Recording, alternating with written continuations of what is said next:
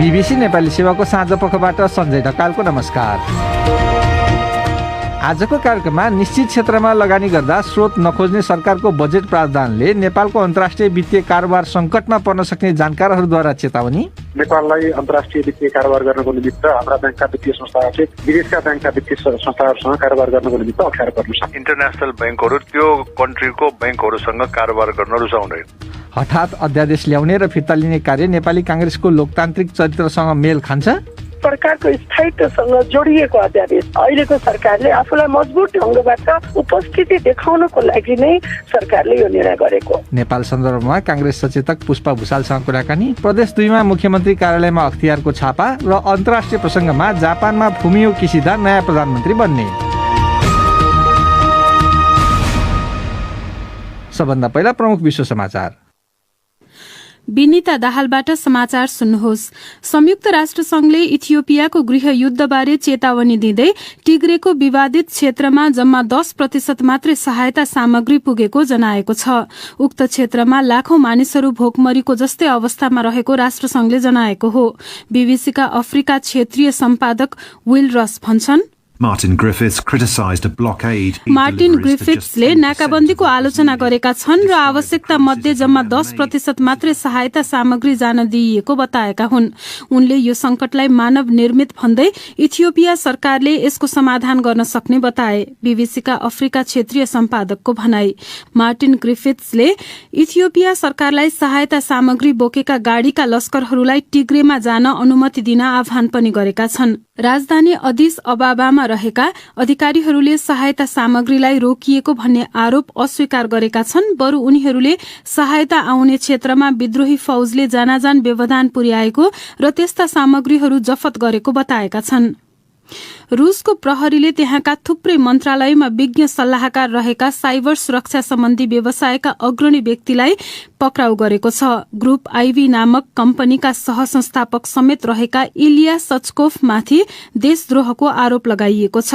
Moscow स्थित एक अदालतले उनलाई 2 महिनासम्म थुनामा राख्न स्वीकृति दिएको छ। उनी कार्यरत कम्पनीले हिजो कार्यालयमा खानतलासी गरिएको भए पनि किन गरिएको स्पष्ट नभएको बताएको छ। विवरणहरूका अनुसार सचकोफले संसद, विदेश मामिला समितिहरू र प्रहरीको अन्तर्राष्ट्रिय निकाय इन्टरपोलमा पनि काम गरेका छन्। 35 वर्षीय उनलाई सन् 2019 मा राष्ट्रपति भ्लादिमिर पुटिनले कम्प्युटर प्रणालीमा आउने खतराहरूबाट जोगाएको र त्यसको पहिचान गरेको भन्दै सम्मान गरेका थिए। जापानमा नयाँ प्रधानमन्त्री हुने तय भएका फुमियो किसिडाले आफ्नो मुख्य काम महामारीबाट असर परेको अर्थतन्त्र उकास्ने भएको बताएका छन्। जापान राष्ट्रिय संकटमा रहेको भन्दै उनले अर्थतन्त्रलाई चलायमान बनाउन वर्षको अन्त्यसम्ममा अरबौं डलर खर्च गर्ने बाचा गरेका छन्। सत्तारूढ लिबरल डेमोक्रेटिक पार्टीको नेतृत्वका लागि भएको मतदान जितेर प्रधानमन्त्री बन्ने पक्का भएपछि उनले यस्तो टिप्पणी गरेका हुन्। अर्को साता प्रधानमन्त्री हुने ठानिएका उनले नोभेम्बरको अन्त्य हुनु अघि चुनावको आह्वान गरेका छन्। बीबीसीकी मरिको ओई भन्छिन्, उनलाई पार्टीभित्र सहमति निर्माण गर्ने व्यक्तिका रूपमा र भावी नेताका रूपमा हेरिँदै आएको छ र अग्रजहरूको समर्थन रहेको छ। बीबीसी संवाददाताको भनाई। लेबननको राजधानी बेइरुतमा गत वर्ष भएको घातक विस्फोटनमा ज्यान गुमाएका पीड़ितका आफन्तहरूले उक्त घटनाको अनुसन्धान गरिरहेका न्यायाधीशको समर्थनमा र्याली निकालेका छन्। न्यायाधीश पूर्वाग्रही भएको आरोप लगाउँदै उनले गरिरहेको जाँचबुझ रोकिँदै आएको छ। यसअघिका न्यायाधीशमाथि पनि त्यस्तै आरोपहरू लगाइएको थियो। प्रदर्शनकारीहरूले उक्त विस्फोटनको घटनाको अनुसन्धानमाथि अवरोध पुर्याएको आरोप राजनीतिज्ञहरूमाथि लगाउँदै आएका छन्।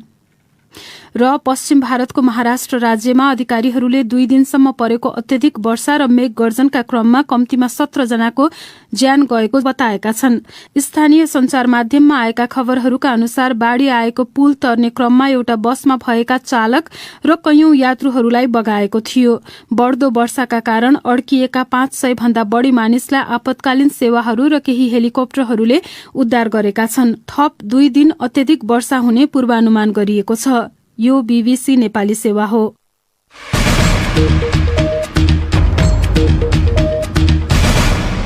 साँझ पखमा यहाँलाई स्वागत छ। सरकारले बजेटमा रोजगारी सृजना हुने विभिन्न क्षेत्रमा आगामी 2 वर्षसम्म गरिने लगानीको स्रोत नखोजिने भनी गरेको व्यवस्थाले नेपालको अन्तर्राष्ट्रिय वित्तीय कारोबार नै सङ्कटमा पर्न सक्ने जानकारहरूले चेतावनी दिएका छन्।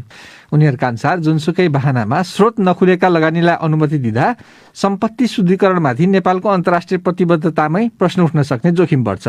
आलोचनापछि अर्थ मन्त्रालयले एक वक्तव्य जारी गर्दै बजेटको उक्त व्यवस्थाको बचाउ गरेको छ। सुनौ हाम्रा संवाददाता अशोक दाहालको एक रिपोर्ट। सरकारले राष्ट्रिय महत्त्वका जलविद्युत आयोजना, अन्तर्राष्ट्रिय विमानस्थल, भूमिगत मार्ग तथा सडक मार्ग, रेलमार्ग जस्ता पूर्वाधार विकास आयोजना, सिमेन्ट उद्योग, स्टिल उद्योग, कृषिमा आधारित उद्योग र पर्यटन सेवासँग सम्बन्धित उद्योगका क्षेत्रमा लगानीको आयस्रोत नखोजिने व्यवस्था बजेटमा गरेको छ। त्यसका लागि 300 भन्दा बढी नेपाली नागरिकलाई रोजगारी दिने र 50% भन्दा बढी स्वदेशी कच्चा पदार्थ उपयोग गर्ने उत्पादनशील उद्योग हुनुपर्ने पनि उल्लेख छ। बजेटमा थप भनिएको छ, उत्पादनशील उद्योगमा सम्बत 2080 साल चैत्र मसान्तसम्म गरेको लगानीको आय स्रोत खोजिने छैन। तर स्रोत नखुलेको सम्पत्ति लगानीका लागि सरकारले नै यसरी बाटो खोलिदिँदा त्यसको जोखिम ठूलो हुने अर्थतन्त्रका जानकारहरू बताउँछन्।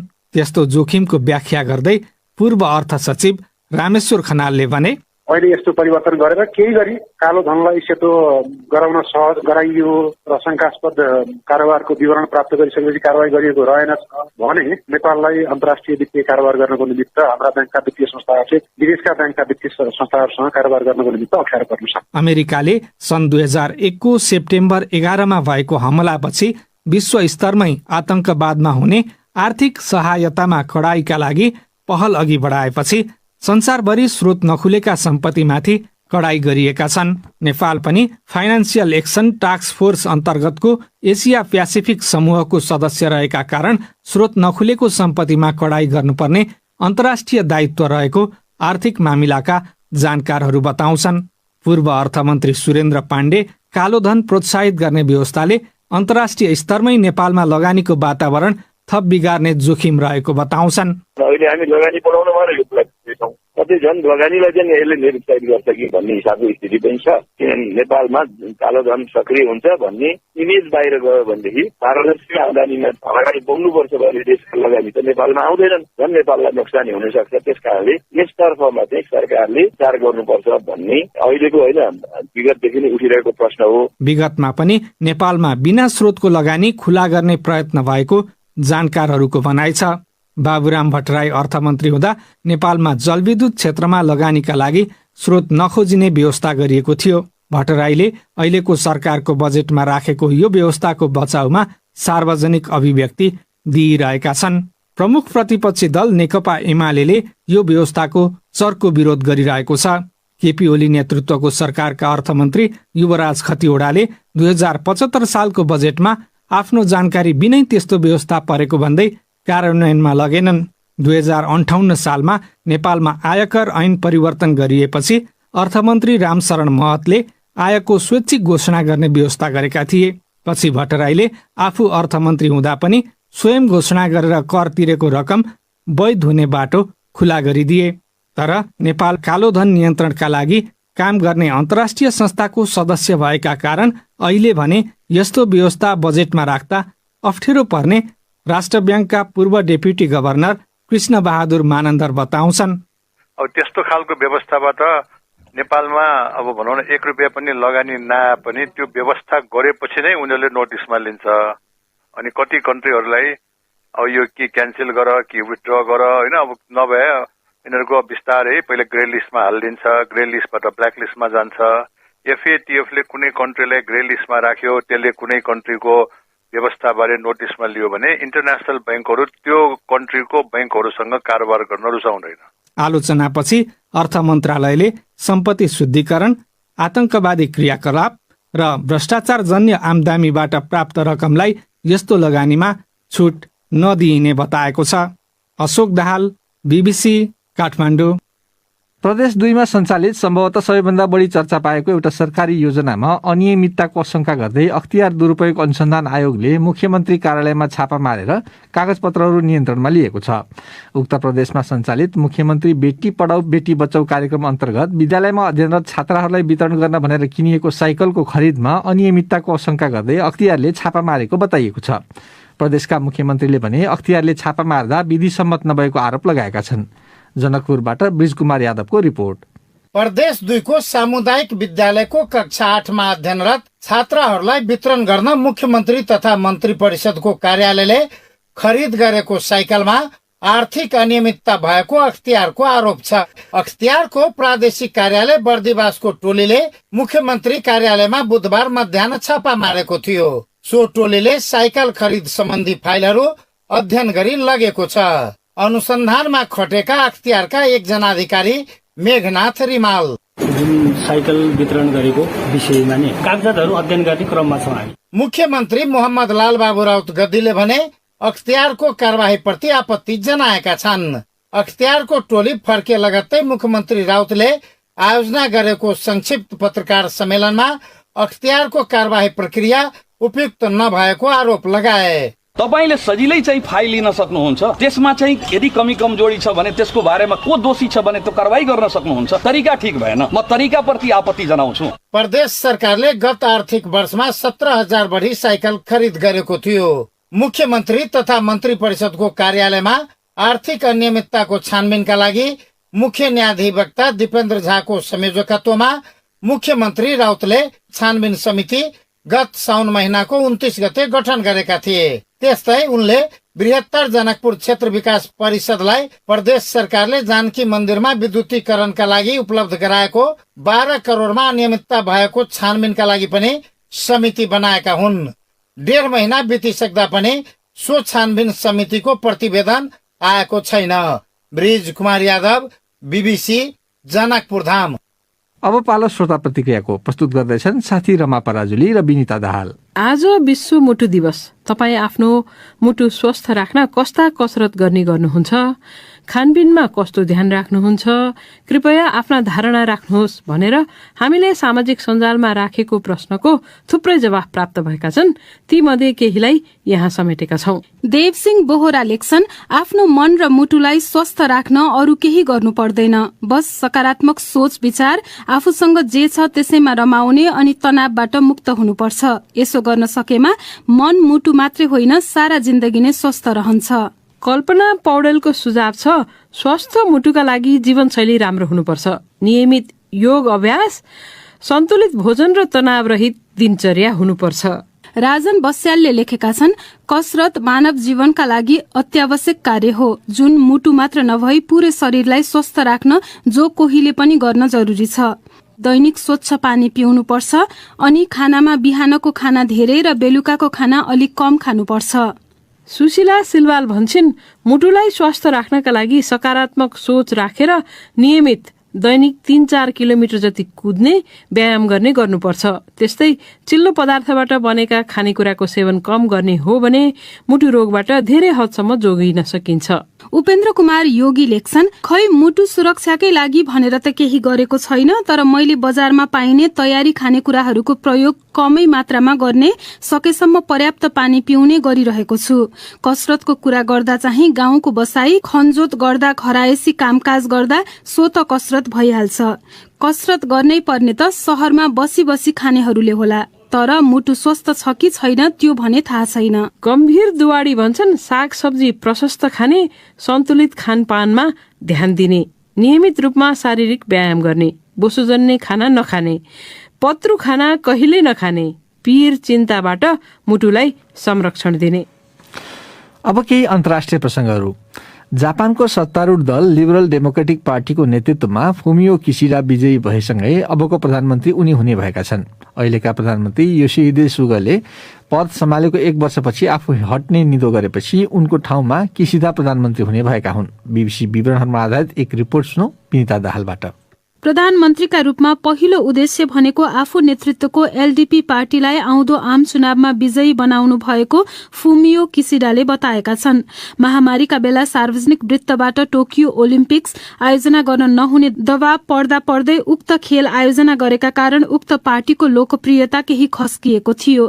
पूर्व विदेश मन्त्री रहेका किसिडाले एकदमै चर्चित उम्मेद्वारका रूपमा हेरिएका टारो कोनोलाई हराएका हुन्। नयाँ प्रधानमन्त्री सामु महामारी पश्चातको अर्थतन्त्र बेउताउने लगायत उत्तर कोरियाका धम्कीहरू जस्ता विषयको सामना गर्नुपर्ने कड़ा चुनौतीहरू रहेका छन्। उनले महामारीसँग जुझ्नका लागि स्वास्थ्य संकट व्यवस्थापन निकायको स्थापना गर्न आह्वान गरेका छन्।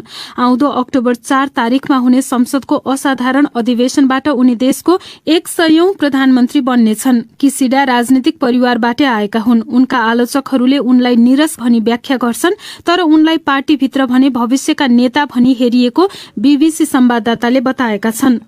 मिन्ता दाहाल एकपछि अर्को क्षेप्यास्त्र परीक्षण गरिरहेको उत्तर कोरियाले आफूले मंगलबार आवाजको गतिभन्दा धेरै गतिमा प्रहार गर्न सकिने हाइपरसोनिक क्षेप्यास्त्रको सफल परीक्षण गरेको जनाएको छ।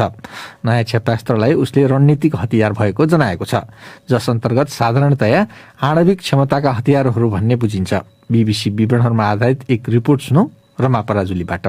वासङ 8 नाम दिइएको नयाँ क्षेप्यास्त्र उत्तर कोरियाको 5 वर्षे सैन्य विकास योजना अन्तर्गत तयार गरिएका महत्वपूर्ण 5 हतियार प्रणाली मध्ये एक भएको सरकारी सञ्चार माध्यमहरूले जनाएका छन्।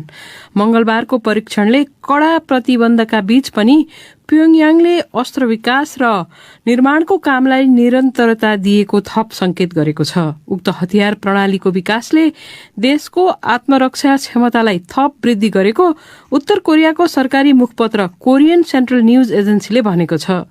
यो उत्तर कोरियामा एकै महिनाभित्र भएको तेस्रो क्षेप्यास्त्र परीक्षण हो।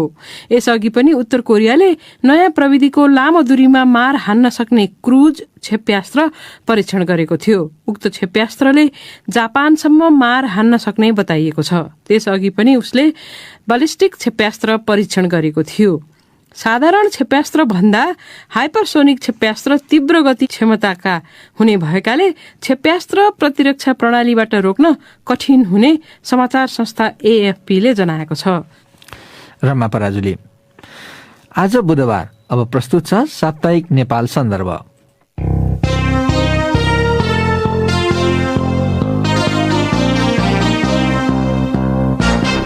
नेपाल सन्दर्भबाट विनिता दाहालको नमस्कार।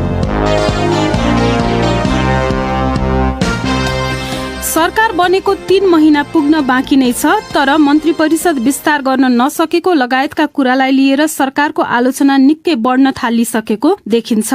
आलोचना केवल सरकार विस्तारको विषयमा मात्रै नभई पछिल्लो समय दल विभाजन सम्बन्धी अध्यादेश फिर्ताको विषयलाई लिएर पनि भइरहेका छन्।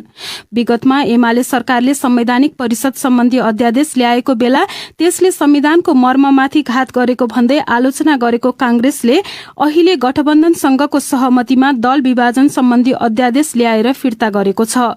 कतिपय आलोचकहरूले आफू अनुकूल अध्यादेश ल्याउने र फिर्ता गर्ने भन्दा पनि यस्ता अभ्यासले लोकतान्त्रिक मूल्य मान्यता र विधिको शासनको मर्मलाई प्रहार गर्ने भन्दै चिन्ता व्यक्त गरेका छन्। यसै विषयमा हामीले साप्ताहिक नेपाल सन्दर्भका लागि कांग्रेसकी सचेतक पुष्पा भुसालसँग कुराकानी गरेका छौं। सुरुमा हामीले उनलाई सोधेका छौं, प्रतिपक्षले आरोप लगाए जस्तै तपाईहरूले बदनियतपूर्वक दल विभाजन सम्बन्धी अध्यादेश ल्याएर फिर्ता गरेको हो?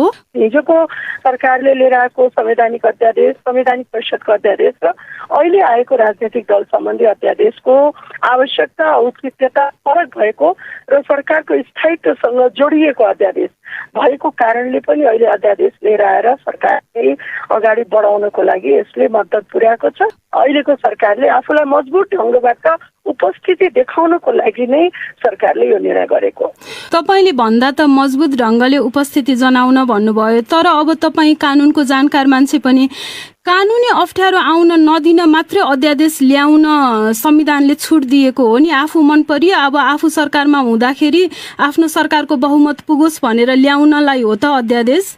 विशेष गरी यो समयको आवश्यकता अनुसार मुलुकले आफ्नो कानुन पनि बनाउँछ र संसदले सरकारले अध्यादेश पनि अगाडि बढाउँछ। त्यही भएर अध्यादेशको व्यवस्था पनि भएको। तर कांग्रेस जसले सुशासनको लोकतान्त्रिक विधिको संविधानको मर्मको कुरा उठाउँदै आएको छ यत्रो वर्षदेखि, त्यही पार्टीले यसरी अध्यादेश एउटा सीमित समयका लागि एउटा पार्टी फुटाउनको लागि लिएर आएको भन्ने त स्पष्ट देखिएको छ नि। अनि यसलाई हेर्नुहोस्, अब राजनीतिक दल सम्बन्धी कानूनले दलभित्र पार्टी विभाजन गर्नुपर्ने विषयवस्तुलाई त सम्बोधन गरेकै हो नि। राजनीतिक सम्बन्धी दल सम्बन्धी कानूनले त त्यसलाई औचित्यता के हो भने दलहरू मिल्न नसकेमा दल विभाजन हुन सक्छ भन्ने एउटा उद्देश्यको साथ राजनीतिक दल सम्बन्धी कानून आएको। त्यो पनि चलिरहेको संसद अधिवेशन अन्त्य गरेर अध्यादेश लिएर आएको छ नि त। यो त तपाईहरुले भन्ने सुशासन लोकतान्त्रिक विधिसँग कतै मेल खान्छ त? हैन, यसलाई सबभन्दा पहिला के जोडौँ भने एउटा स्थिर सरकारको लागि 5 वर्ष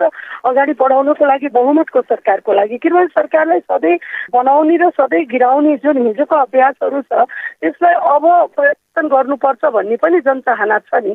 त्यो अनुसार अहिलेको सरकार जुन भनौँ ठुलो लडाईको साथ संसदलाई असंवैधानिक ढंगबाट विघटन पटक विघटन गरेर संसदीय अभ्यासलाई नकारात्मक ढंगबाट अगाडि विगतको सरकारले अगाडि बढाएर ठुलो एउटा संघर्षको सडकबाट जनतालाई त्यो संघर्षलाई समर्थन गरेर सम्मानित सर्वोच्च अदालतबाट संसदको पुनः स्थापना भइसकेपछि त्यो पुनः स्थापनाको उद्देश्य पनि एउटा स्थायी सरकारले पूरा कार्यकाल आफूले अगाडि बढाउनु पर्छ भन्ने उद्देश्यको साथ पनि संसदको पुनः स्थापना भयो। त अब चाहिँ मलाई के लाग्छ भने सरकारले अबको 15 महिनासम्म सुशासन दिने र जनताको चाहना अनुसार अगाडि बढ्ने र संविधानलाई एउटा ट्र्याकमा लिएर आउने। हिजोको सरकारले जसरी संविधानलाई ट्र्याकभन्दा बाहिर लिएर गएर संविधानमाथि नै प्रहार गर्यो, संसदीय अभ्यासलाई नै अगाडि बढाउन चाहेन। अब त्यो किसिमका गल्ती त्यही आरोप तपाईहरुमाथि छ त। अहिले तपाईहरु सत्तामा हुनुहुन्छ, तपाईहरु प्रतिपक्षमा बस्दा सत्ता पक्षमा बस्नेलाई जे आरोप लगाउनुहुन्थ्यो अहिले तपाईहरुमाथि पनि त त्यही आरोप ठ्याक्कै लाग्न थालेको छ नि त, होइन? हैन, बिल्कुलै होइन। हिजोको दिनमा सरकार कहिले संसदप्रति गम्भीर भएन, संसदप्रति उत्तरदायित्व भएन, संसदले उठाएका विषयवस्तुमाथि कहिले पनि गम्भीर भएन। संख्याको बलमा संसदलाई उपेक्षा गर्ने, संविधानको कार्यान्वयन तर संसदको उपेक्षा त अस्ति यो बजेट सम्बन्धी जुन प्रतिस्थापन विधेयक थियो त्यो पनि त पेश गर्नेदेखि पारित गर्नेसम्म प्रतिपक्षीको विरोधका बावजुद तपाईहरु त पेलेरै गएको हो नि त, होइन? बिल्कुलै, तपाईले भनेको कुरा हेर्नुहोस्, विडम्बना। अहिले सामान्य सर्वोच्च अदालतमा दल विभाजन सम्बन्धी विषय विचाराधीन छ। हामी सबै पार्टीले मिलेर यो संविधान बनाएका थियौँ। संविधानमा लेखेको छ कि अदालतमा सर्वोच्च अदालतमा विचाराधीन मुद्दालाई संसदमा उठाउनु हुँदैन भनेर आफै अहिले प्रतिपक्षी दलमा रहेको एमाले पनि संविधान निर्माण गर्दाखेरि त्यो व्यवस्था लेखेको थियो। तर अहिले के देखियो भने सदनलाई सर्वोच्च अदालतमा विचाराधीन भएका मुद्दालाई संसदले निकास दिनु पर्दछ भनेर यत्रो शक्ति पृथकको सिद्धान्त अनुसार सामान्य सर्वोच्च अदालतले गर्नुपर्ने निर्णयमाथि पनि प्रभाव पार्ने किसिमबाट र संसदले निकासै दिन नसक्ने विषयवस्तु उठाएर संसद अवरुद्ध भयो, पहिलो कुरा। दोस्रो कुरा, बजेट जस्तो महत्त्वपूर्ण विषयहरू जसले अहिलेको कोभिड-19 को स्वास्थ्यसँग जोडिएर यति धेरै स्वास्थ्यसँग जोडिएर बजेटहरू छुट्याउनु पर्ने अवस्थामा बजेटलाई अझै बढी घनीभूत ढंगबाट छलफल गरेर प्रमुख प्रतिपक्षी दलले सुझावहरू, सल्लाहहरू, सिफारिसहरू गर्नुपर्ने यो अवसर गुमायो। यसबाट के देखिन्छ भने प्रमुख प्रतिपक्षी दल जनसरोकारको विषयमा, स्वास्थ्यका कुरामा, कोभिड-19 का कुराहरूमा अहिलेसम्म जनताले पाइरहेको खोप नै विगतको सरकारले गरेको पहलको आधारमा पाइरहेको बेला तपाईहरुले त्यो भन्न त नमिल्ला। स्वास्थ्य मन्त्री भएन महामारीको बेलामा भनेर स्वास्थ्य राज्य मन्त्री ल्याउने, अनि एमालेलाई चाहिँ महामारीको बेला यस्तो भयो भन्न मिल्छ त? सबैले भने जस्तो हेर्नुहोस्, कोभिड-19 को स्वास्थ्य उपकरणको लागि बजेटको आवश्यकता थियो। भ्याक्सिन किन्नको लागि, अधिकांश भ्याक्सिनहरू किन्नको लागि बजेटलाई निकासा गर्नुपर्ने, बजेटलाई समयमा पारित गर्नुपर्ने थियो। त्यही भएर पनि बजेटतिर प्रमुख प्रतिपक्षी दल यो पटक गम्भीर नभएकोले हामी आश्चर्यचकित भएका छौँ। स्वास्थ्य मन्त्रीलाई समयमा नियुक्ति गरेर कम्तीमा जनसरोकारसँग जोडिएको कोभिड-19 स्वास्थ्यसँग जोडेका कुरालाई, स्वास्थ्य नीतिहरू र स्वास्थ्यको भ्याक्सिन कुरामा मन्त्रालयले पहल गर्नुपर्छ भनेर स्वास्थ्य मन्त्रीलाई समयमा नियुक्ति गर्ने। अहिले समयमा त कसरी भन्न मिल्यो र? सुरुमा प्रधानमन्त्री र अरू 4 जना मात्रै हुँदाखेरि धेरै आलोचना भएपछि न स्वास्थ्य राज्य मन्त्री नियुक्त गरिएको हो। हैन, हेर्नुहोस्, यही हो सरकारले भनेको, जनताले आवाजहरू उठाउने, संसदमा आवाजहरू उठाउने, सरकारको आवश्यकताका कुराहरूलाई सदनमा पनि प्रमुख प्रतिपक्षी दलले आफ्नो भूमिकालाई निर्वाह गर्ने। अब यो सम्पूर्ण कुराहरूबाट हामी के देख्यो, सदनलाई अवरुद्ध गर्ने, सरकारलाई चलाउनको लागि व्यवधानहरू खडा गर्ने र संसदबाट जुन संसद प्रमुख प्रतिपक्षी दलले सरकारलाई निगरानी राख्ने र जनसरोकारको विषयवस्तुलाई उठाउनु पर्ने जुन ठाउँ हो त्यही ठाउँको उपेक्षा गर्नुको अर्थ के हो भने अहिले पनि प्रमुख प्रतिपक्षी दल जनताप्रति, जनताको देशको बजेटप्रति, देशको अर्थतन्त्रप्रति गम्भीर नभएको कुराले र गलत अभ्यास फेरि पनि सदनमा अगाडि बढाएको हुनाले यसलाई सुधार्न जरुरी छ भनेर पनि हामी पटक पटक हामी यी विषयवस्तुहरू उठाइराखेका छौँ। उत्तरदायी प्रतिपक्षीको त कुरै छोडिदिनु, सत्ता पक्ष नै भएन भन्ने आरोप छ तपाईँहरूमाथि। सरकार बनेको चाहिँ 3 महिना नपुग्दै तपाईँहरू एकदमै अलोकप्रिय भएको जस्तो लाग्दैन? यो सरकार गठनमा केही विलम्ब भएको छ, त्यो कुराले स्वीकार गर्छौँ, तर सँगसँगै एउटा स्थिर सरकार, बहुमतको सरकार र एउटा पुल पाउन सक्ने आधार तय गर्नको लागि पनि सरकारको दलहरूको आन्तरिक क्रियाकालले केही समय लागेको छ, त्यस कुरालाई पनि हामी स्वीकार गरेका छौँ। तर अर्कोतिर सरकारले गर्नुपर्ने कामहरूको बारेमा विषयवस्तुहरू उठाउने ठाउँ पनि संसद हो। कम्तीमा सरकारले पूर्णता नपाए पनि संसदले त पूर्णता पाउनु पर्ने, संसदको गतिविधिलाई सही ढङ्गबाट अगाडि बढाउनु पर्ने र यी विषयवस्तुलाई सदनमा उठाउनु पर्ने, यी सम्पूर्ण अवसरबाट प्रमुख प्रतिपक्षी दल चुकेको होइन र? सरकार बन्न नसकेको कुरामा संसद त पूर्ण छ नि भनेर उता लैजान पाइन्छ त, सरकारै बन्न सकेको छैन। अध्यादेशले अड्किएको थियो भने पनि फिर्ता भइसकेपछि पनि आज 3 दिन भइसक्यो त, खै त सरकार विस्तार हुने कुरा अब कहिले हुन्छ भन्ने टुङ्गो छ त अझै? तपाईँले भनेको कुरा एकदम ठिक हो। अब अध्यादेश फिर्ता पनि भएको छ, सरकारले अध्यादेश फिर्ता भएर राष्ट्रपतिबाट निष्क्रिय पनि भइसकेको अवस्था छ र अब चाहिँ दलहरू आफ्नो आन्तरिक गृह कार्यमा पनि जुट्नु भएको छ र आन्तरिक गृह कार्यमा कसले सरकारमा पठाउने, कुन मन्त्रालयमा पठाउने भन्ने विषयवस्तुमा आन्तरिक गृह कार्य चाहिँ एकदम दलहरूको बिचमा चलिसकेको छ र मलाई लाग्छ अब 2 दिनभित्र सरकारको गठन हुन्छ र सरकारले पूर्णता प्राप्त गर्छ। गठबन्धनका 2वटा खास गरी दल जसको चाहिँ कुरा यो अध्यादेशसँग पनि जोडिएको थियो, दल विभाजन सम्बन्धी अध्यादेश, जसपा र एकीकृत समाजवादी दलका नेताहरूले हामीसँग कुरा गर्दा त हामीले त 1.5 महिना अगाडि नै नाम त तय गरिसकेको भनेर भनेको थियो। कांग्रेसले जसले नेतृत्व गरेको छ सरकारको, उसले चाहिँ नेतृत्वदायी भूमिका खेल्न नसकेर हो कि सरकार विस्तार हुन नसकेको? सरकारको नेतृत्व गर्नुभएको प्रधानमन्त्रीले त लगातार अरू दलहरूको नेतृत्वहरू, गठबन्धन सरकारमा आबद्ध हुनुभएको दलको नेतृत्वहरूसँग बारम्बार संवादहरू गरेर भनौँ नि सरकार अगाडि बढाउने भन्ने विषयवस्तुमा उहाँले पहलहरू थाल्नु भएको छ र त्यस्ता संवादहरू अगाडि बढेको छ। त्यही भएर सरकारले नेतृत्वले कसरी अब सरकारलाई पूर्णता दिने र साझा न्यूनतम कार्यक्रमलाई अगाडि बढाउने र यो बजेटलाई पनि कार्यान्वयन कसरी सही ढङ्गबाट गर्ने र भोलि पनि योजनाहरू कसरी तयार गर्ने भन्ने सन्दर्भमा जनसरोकारको विषयवस्तुहरूलाई अब अगाडि हरेक मन्त्रालयले कसरी इमान्दारीपूर्वक अगाडि बढाउने भन्ने कुराहरू, यो सम्पूर्ण साझा न्यूनतम कार्यक्रमलाई कार्यान्वयन गर्नको लागि पनि सरकारको नेतृत्व गर्नुभएको प्रधानमन्त्रीले अरू दलहरूसँग अब छिटो मन्त्री परिषदमा जाने व्यक्तिहरूको नामहरू छिटो दिनु भनेर पनि उहाँले बैठकमा बारम्बार आग्रह गर्नुभएको छ र मलाई लाग्छ अब 2-3 दिनभित्र सरकारले पूर्णता प्राप्त गरेर आफ्नो कामहरू सुरु गर्छ। अब अन्त्यमा पुष्पाजी, यो अहिले सरकारमा रहँदाखेरि मान्छेहरूले आलोचना गरेको यो सरकार चाहिँ कति निष्क्रिय भएको भन्ने खालको टिप्पणीहरू आइरहेको छन्। यसले अब चुनावमा जाँदाखेरि चाहिँ तपाईँहरूलाई धक्का पुग्छ र प्रतिपक्षलाई फाइदा पुग्छ जस्तो लाग्छ कि लाग्दैन? अनि यो त सरकारले गर्ने काम कारबाहीलाई जनताले एकदम नजिकबाट निहालेर बसेको हुन्छ मतदाताहरूले। त्यही भएर पनि अब 15 महिनापछि हामी चुनावमा जानुपर्ने हुन्छ, त्यसभन्दा अगाडि स्थानीय निर्वाचन पनि अगाडि बढ्नेछ। तर सरकार यो संसदप्रति मात्रै होइन कि जनताप्रति पनि जिम्मेवार हुनुपर्ने र त्यो किसिमबाट सरकार चलाउनु पर्ने हुन्छ। त्यो कुरालाई राम्रो गरी सरकारमा बस्ने मन्त्री परिषद वा सरकारमा रहेको दलहरूले यो कुराको अनुभूति पनि गरिसकेका छौँ। तर तपाईँले भने जस्तै निश्चय नै अहिलेको यो सरकारले अब निर्वाचनको मुखमा सरकार चलाउनु पर्ने हुन्छ। धेरै अपेक्षाहरू जनताहरूको छ, तर पनि अहिले हामी दीर्घकालीन योजना भन्दा पनि अल्पकालीन योजनाहरू, जनताको चाहना अनुसारको सेवा प्रवाह गर्ने विषयवस्तुमा सरकार चाहिँ गम्भीर हुनुपर्छ र त्यो किसिमको कार्यक्रमहरू कार्यान्वयन गर्नुपर्ने हुन्छ। किनभने निर्वाचनमा आम जनताले आफूसँग जोडिएका विषयवस्तुहरू दलहरूको अगाडि निर्वाचनको समयमा अगाडि ल्याउनु पर्ने परम्परा छ र त्यो ल्याउनु पनि पर्छ। त्यही भएर पनि सरकार यो विषयमा अत्यन्त गम्भीर पनि छ। तर जनताको चाहना अनुसार कसरी जनताले चाहेका कुराहरूलाई सेवा प्रवाह कसरी गर्न सकिन्छ भन्ने विषयवस्तुलाई सरकारले प्राथमिकता पनि दिएको छ र त्यो अनुसार अगाडि बढ्ने लक्ष्य पनि राखेको छ। उनी थिइन् कांग्रेस सचेतक पुष्पा भुसाल। हवस् त आजका लागि नेपाल सन्दर्भ यति नै। नेपाल सन्दर्भ प्रस्तुत गर्दै थिइन् मिता दाहाल।